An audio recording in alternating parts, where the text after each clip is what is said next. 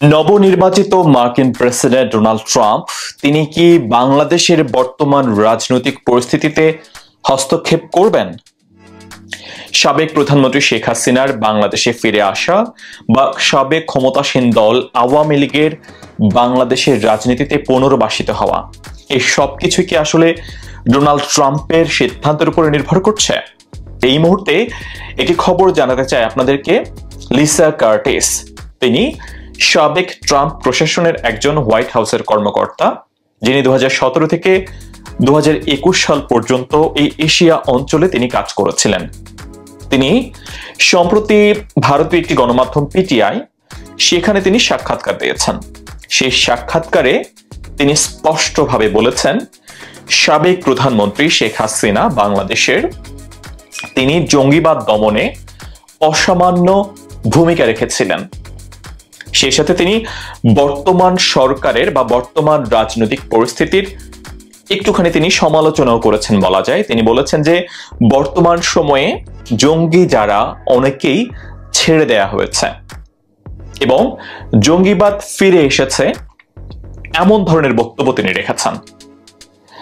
এখন তিনি তার পুরো ইন্টারভিউটা কি বলেছেন সবকিছু আপনাদেরকে আমি জানাতে চাই। সেই সাথে আমি আপনাদেরকে বোঝাতে চাই, আমি নিজেও বুঝতে চাই এই পুরো ইন্টারভিউ জুড়ে লিসা কার্টিস তিনি আসলে কি বোঝাতে চেয়েছেন। আমি নিউজটি পড়ছি ইকোনমিক টাইমস থেকে, আপনারা নিশ্চিতভাবে দেখতে পাচ্ছেন। এখানে শিরোনাম করা হয়েছে concerns in US over growing extremism in Bangladesh. Sheikh Hasina did good job in controlling it, x white house official.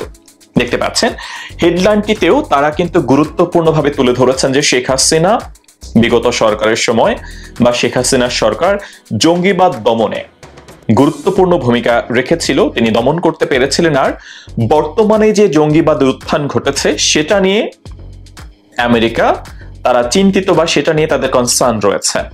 এই নিউজটা পড়তে চাই আমি।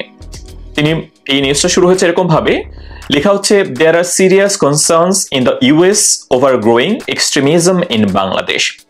A former White House official has said, observing that deposed former Prime Minister Sheikh Hasina did a good job in controlling it. বুঝতেই পারছেন যে বর্তমান সময়ে যেটা বাড়ছে জঙ্গিবাদ, শেখ হাসিনা সেটি আসলে কন্ট্রোল করেছিলেন এবং এটা খুব সিরিয়াস একটা ইস্যু, সেটা বলছেন ইউএস এর জন্য। Lisa Curtis, who served as President-elect Donald Trump's South Asia point person in his first term. প্রথম শাসন আমলে ডোনাল্ড ট্রাম্পের, তখন তিনি সাউথ এশিয়া পয়েন্টে ডোনাল্ড ট্রাম্পের হয়ে কাজ করেছিলেন। Lisa Curtis has said there is concern about the future and what it could bring to Bangladesh. বাংলাদেশে এই জঙ্গিবাদের উত্থান আবার নতুন করে এটার আসলে ভবিষ্যতে কি ঘটতে যাচ্ছে, কি হতে যাচ্ছে, সবকিছু নিয়ে তিনি আসলে কথা বলেছেন। তিনি বলেছেন, we are at a critical juncture in Bangladesh with the overthrow of Sheikh Hasina and efforts to reform the political system. There is a lot of hope. People are hopeful that the democratic process will get stronger, she said on Thursday. এটা বৃহস্পতিবার এই সাক্ষাৎকারটি নেওয়া হয়েছিল এবং সেখানে তিনি বলছিলেন যে এই বাংলাদেশের জনগণ শেখ হাসিনা সরকারের পতন বা শেখ হাসিনা সরকার আমলের ডেমোক্রেটিক প্রক্রিয়া যে খুব একটা বেশি ভালো ছিল ব্যাপারটা তা নয়। শেখ হাসিনা সরকারের পতনের পরে বর্তমান বাংলাদেশের তরুণ বা নাগরিকরা আসলে চাইছেন যে গণতান্ত্রিক প্রক্রিয়া আরো সমুন্নত হবে, আর স্ট্রং হবে সেই ব্যাপারটা। তিনি বলেছেন, the Awami League regime led by Hasina was toppled on August 5 in the face of mass upsurge originating from a quota reform campaign by the anti-discrimination students movement. সেটা বলেছেন যেটা হয়েছে, শেখ হাসিনা 5 তারিখে তাকে পালাতে হয়েছে, যে বৈষম্য বিরোধী আন্দোলন যেটি কোটা সংস্কার চেয়েছিল তাদের মুখে, আন্দোলনের মুখে। লিখছেন যে 3 days later Nobel laureate Mohammad assumed office as the chief advisor of the interim government, যে ডক্টর মোহাম্মদ ইউনূস সাহেব 3 দিন পরে তিনি ক্ষমতা নিয়েছেন। ডক্টর মোহাম্মদ ইউনূস সাহেব অন্তর্বর্তীকালীন সরকারের প্রধান উপদেষ্টা রূপে। তারপর তিনি বলছেন, but there's also a lot of concern, যে আরো কিছু বিষয় রয়েছে। some Islamist extremists have been released from jails. অনেক যারা উগ্রবাদী তাদেরকে জেল থেকে ছেড়ে দেওয়া হয়েছে। There have been some attacks on minorities, Hindus and Christians. সংখ্যালঘুদের উপরে হামলার ঘটনা ঘটেছে, খ্রিস্টান এবং হিন্দুদের উপরে হামলার ঘটনা ঘটেছে, সেটাও তিনি বলছেন। কার্টিস বলছেন, আচ্ছা, এরপর এখানে বলা হচ্ছে Curtis who served as National Security Council senior director for Southern Central Asia from 2017 to 2021 told PTI in an interview PTI কে তিনি ইন্টারভিউ দিয়েছেন কার্টিস 2017 থেকে 2021 সাল পর্যন্ত যিনি ডিরেক্টর হিসেবে কাজ করেছেন ন্যাশনাল সিকিউরিটি কাউন্সিলের এবং সাউথ অ্যান্ড সেন্ট্রাল এশিয়ার এই অঞ্চলটিতে তিনি কাজ করেছিলেন সেই ব্যাপারটা বলা হচ্ছে। ইন্টারভিউতে আরো বলা হচ্ছে we have seen a history of terrorism in Bangladesh, যে বাংলাদেশের যে সন্ত্রাসবাদ সেটার যে ইতিহাস সেটা দেখেছি বা এটা হয়েছে। তিনি বলছেন এবার the Holey Artisan bakery attacks in 2016 সালে হোলি আর্টিজানের যে হামলা হয়েছে সেটা ভেরি সিরিয়াস ইনসিডেন্ট, খুবই গুরুত্বপূর্ণ বা ভয়াবহ ঘটনা এটি। You have had some ISIS elements in Bangladesh, যেখানে ইসলামিক স্টেট আইসিস সেটির এখানে উপাদানটুকু রয়েছে বা তাদের উপস্থিতি রয়েছে।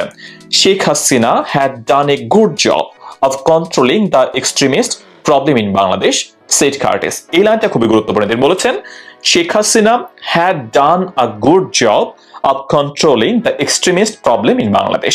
বাংলাদেশে এই জঙ্গিবাদের উত্থান বা এই সমস্যা সেটি মোকাবিলায় শেখ হাসিনা খুবই দুর্দান্ত কাজ করেছেন, এটা বলছেন লিসা কার্টিস। তিনি আরো বলেছেন there is understandably some concern that these elements return to the political scene which would not be helpful for Bangladesh, she said.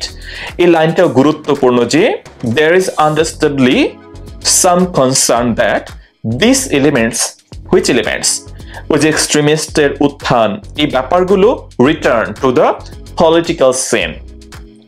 যেই জঙ্গিবাদের উত্থান ছিল, জঙ্গিবাদের উপস্থিতি ছিল হাসিনা সরকার যেটিকে দমন করেছে, সেই জঙ্গিবাদের আবার উত্থান ঘটেছে এবং সেটা আসলে একেবারেই পলিটিক্যাল সিনে চলে আছে, বলা যায় রাজনৈতিক ভাবেও এটি এখন দেখা যাচ্ছে। Which would not be helpful for Bangladesh, যেটা বাংলাদেশের জন্য ভালো হবে না, এটাও বলছেন লিসা কার্টিস। তিনি বলেছেন it would not be helpful for the region, এটা এই অঞ্চলের জন্য আসলে সুবিধাজনক হবে না, ভালো হবে না। দ্য ইউনাইটেড স্টেটস এনিওয়ান, বলছেন এটা শুধুমাত্র যে এই অঞ্চলের জন্য খারাপ, এই জঙ্গিবাদের উত্থান বা জঙ্গিবাদের ফিরে আসা, তিনি বলছেন ফিরে আসা, যেটা আগে ছিল হাসিনা যেটা বন্ধ করেছে সেটা আবার ফিরে আসছে, এটা আসলে এই অঞ্চলের জন্য খুব ভালো হবে না। শুধুমাত্র এই অঞ্চল ব্যাপারটা তা নয়, আমেরিকার জন্য ভালো হবে না বা কারো জন্য ভালো হবে না। তিনি বলছেন we are at a delicate time in Bangladesh, so even though it might not be the number one priority of president-elect Trump, I think his team, his national security team, will have to pay attention to what's happening there. তিনি বলছেন যে বর্তমানে president ইলেক্টকে Donald Trump, যদিও এটি Donald ট্রাম্পের 1 নম্বর priority নয় Bangladesh issue, মানে বাংলাদেশ ইস্যুটা আসলেই প্রেসিডেন্ট ট্রাম্পের, যিনি প্রেসিডেন্ট ইলেক্ট জানুয়ারি 20 তারিখে যিনি ক্ষমতা গ্রহণ করবেন তখন তিনি হবেন প্রেসিডেন্ট ট্রাম্প, ততদিন পর্যন্ত তাকে সম্বোধন করা হচ্ছে প্রেসিডেন্ট ইলেক্ট নামে। প্রেসিডেন্ট ইলেক্ট ট্রাম্পের বা সেই ট্রাম্প প্রশাসনের বাংলাদেশ ইস্যুটা আসলে 1 নম্বর প্রায়োরিটি নয়। যদিও 1 নম্বর প্রায়োরিটি নয়, তিনি বলছেন I think his team, ট্রাম্পের team, his national security team, তার জাতীয় নিরাপত্তা যে team, will have to pay attention। এখানে তিনি বলেন না যে উইল পে অ্যাটেনশন, যে এখানে নজর দিবে বা এটার উপরে নজর রাখবে, ব্যাপারটা তা নয়। তিনি বলছেন will have to pay attention, মানে অবশ্যই নজর দিতে হবে বাংলাদেশে বা এই অঞ্চলটিতে কি ঘটছে তিনি বলছেন। এরপরে খবরটা হচ্ছে Curtis also said the incoming administration should work with India, which also has concerns about the future direction of Bangladesh and is more directly impacted by what happens because of its proximity. যে এই যে Donald ট্রাম্পের team বাংলাদেশের বা Donald ট্রাম্পের national security team বাংলাদেশের ইস্যুতে তারা নজর রাখবে, এক্ষেত্রে যে শুধুমাত্র তারা একা নজর রাখবে তা নয়, এক্ষেত্রে শুড ওয়ার্ক উইথ ইন্ডিয়া, ভারতের সাথেও তাদের আসলে একসাথে কাজ করা উচিত, একসাথে এই ব্যাপারটার উপরে নজরদারি রাখা উচিত। আপনারা জানেন শেখ হাসিনা সরকারের পতনের পর বাংলাদেশের বিভিন্ন জেল থেকে বা আমরা যেটা দেখেছি যখন বৈষম্য বিরোধী ছাত্র আন্দোলন চলছিল তখন একটা থানায় লুটপাট হয়েছে, সেখান থেকে অনেক অপরাধী মুক্ত হয়ে গেছে এবং অনেকেই আবার ছাড়া পেয়েছেন, জামিন পেয়েছেন। এটা নিয়ে প্রচুর খবর আপনারা দেখবেন, এটা যে আমি বলছি বানিয়ে তা নয়, আপনি একটু সার্চ করলে আপনারা পেয়ে যাবেন অনলাইনে বিভিন্ন গুরুত্বপূর্ণ নিউজ পোর্টালগুলোতে, যে এই যে উত্থানগুলো ঘটছে এটা নিয়ে আসলে নজর দেওয়া উচিত। এবং ডোনাল্ড ট্রাম্পের যদিও এটি 1 নম্বর ইস্যু নয়, তারপরেও কিন্তু এই ব্যাপারে ডোনাল্ড ট্রাম্প প্রশাসন, ডোনাল্ড ট্রাম্পের যে ন্যাশনাল সিকিউরিটি টিম, তাদের নজর রাখা উচিত। এবং এক্ষেত্রে তারা ভারতের সঙ্গে একযোগে তারা কাজ করতে চায় এবং তারা লিসা কার্টিস, যিনি হয়তোবা আবারও ডোনাল্ড ট্রাম্পের সাথে তিনি কাজ করবেন, যেহেতু ডোনাল্ড ট্রাম্পের সাথে তিনি আগেও কাজ করেছেন, এই ব্যাপারটার উপরে তিনি নজর রাখতে বলছেন। এবং তিনি শেখ হাসিনার ভূয়সী প্রশংসা করেছেন জঙ্গিবাদ দমনে। এই খবরটা হয়তোবা বর্তমান বাংলাদেশের রাজনৈতিক পরিস্থিতি এটিতে গুরুত্বপূর্ণ ভূমিকা নিশ্চয়ই রাখবে, হয়তোবা গুরুত্বপূর্ণ কোনো বার্তাও দিতে পারে। পদত্যাগ করেননি বাংলাদেশের সাবেক প্রধানমন্ত্রী শেখ হাসিনা, এমনটা দাবি করেছেন বলিউডের জনপ্রিয় অভিনেত্রী এবং রাজনীতিবিদ কঙ্গনা রানাওয়াত। আপনারা জানেন গতকালকে মার্কিন প্রেসিডেন্ট নির্বাচনে ডোনাল্ড ট্রাম্প দ্বিতীয়বারের মতো প্রেসিডেন্ট নির্বাচিত হয়েছেন এবং ডোনাল্ড ট্রাম্পকে বিশ্ব নেতারা তাকে অভিনন্দন বার্তা জানাচ্ছেন। বাংলাদেশের প্রধান উপদেষ্টা ডক্টর মোহাম্মদ ইউনূস তিনিও ডোনাল্ড ট্রাম্পকে অভিনন্দন বার্তা জানিয়েছেন এবং ভারতের প্রধানমন্ত্রী নরেন্দ্র মোদী তিনি নিজেও ডোনাল্ড ট্রাম্পকে অভিনন্দন বার্তা জানিয়েছেন এবং সেই সাথে তিনি ডোনাল্ড ট্রাম্পকে ফোন করেছেন। নরেন্দ্র মোদী ফোন করে তারা শুভেচ্ছা বার্তা বিনিময় করেছেন এবং ডোনাল্ড ট্রাম্প মোদীকে বন্ধু হিসেবে জানেন এবং মোদীও ডোনাল্ড ট্রাম্পকে বন্ধু হিসেবে জানেন। এদিকে বলিউডের অভিনেত্রী কঙ্গনা রানাওয়াত তিনি একটি ইনস্টাগ্রামে, তার ভেরিফাইড ইনস্টাগ্রামে তিনি একটি পোস্ট শেয়ার করেছেন, যে পোস্টে কঙ্গনা রানাওয়াত বলেছেন অনেক বড় খেলা হবে এবং তিনি বলেছেন শেখ হাসিনা জি তিনি প্রধানমন্ত্রীর পদ থেকে পদত্যাগ করেননি, অনেক বড় মাপের খেলা হবে। চলেন কঙ্গনা রানাওয়াত কি বলেছেন তার সেই স্ট্যাটাসটিতে আমরা সেটি দেখে আসি। এটা হচ্ছে কঙ্গনা রানাওয়াতের ভেরিফাইড ইনস্টাগ্রাম প্রোফাইল। আমরা যদি প্রোফাইলের ওনার যে স্টোরিগুলো শেয়ার করছে সেখানে যাই, সেখানে মার্কিন নির্বাচন নিয়ে তিনি অনেকগুলো স্ট্যাটাস শেয়ার করেছেন। এগুলো ডে শেয়ার করেছেন আমরা যেটা বলি, এই যে এখানে 14 ঘন্টা আগে তিনি শেয়ার করেছেন এটা, যেখানে সাবেক প্রধানমন্ত্রী শেখ হাসিনা বাংলাদেশের তিনি ডোনাল্ড ট্রাম্পকে অভিনন্দন জানিয়েছেন। সেটি আওয়ামী লীগের একটি প্যাডে আপনারা দেখতে পাচ্ছেন এবং এখানে শেখ হাসিনা নিজেকে প্রাইম মিনিস্টার হিসেবে তিনি এখানে উল্লেখ করেছেন। প্রথম লাইনটা যদি আমরা পড়ি, the president of the Bangladesh Awami League ব্র্যাকেটে prime minister Sheikh Hasina has congratulated Donald J. Trump on his election as the 47th President of the United States of America. এটা হচ্ছে আওয়ামী লীগের দলীয় প্যাড, যেটার মাধ্যমে শেখ হাসিনা ডোনাল্ড ট্রাম্পকে তিনি অভিনন্দন জানিয়েছেন। এটা স্ক্রিনশট নিয়েছেন তিনি বা এটার ছবি তুলে কঙ্গনা রানাওয়াত এটি শেয়ার করেছেন। সেখানে কঙ্গনা রানাওয়াত লিখেছেন নিচে যে ব্ল্যাক কালারের মধ্যে তিনি লিখেছেন Sheikh Hasina ji never resigned, today she congratulated Trump for his victory, high level খেলা হবে। কঙ্গনা রানাওয়াতকে বলা হয় কট্টর বিজেপি, তিনি সেই মতবাদ তিনি ধারণ করেন এবং কঙ্গনা রানাওয়াতের যেই ভাষ্য এটাকে একেবারে যে আপনারা উড়িয়ে দেবেন ব্যাপারটা আসলে এরকম নয়। বিজেপি যেটি ভাবে সেটি কঙ্গনা রানাওয়াতের বলা যায় তার ইনস্টাগ্রাম পোস্টে ঠিক সেরকমটি আসলে উঠে এসেছে। তো কঙ্গনা রানাওয়াত যে বলেছেন অনেক বড় মাপের খেলা হবে, অনেকেই সে আশঙ্কা এখন প্রকাশ করছেন।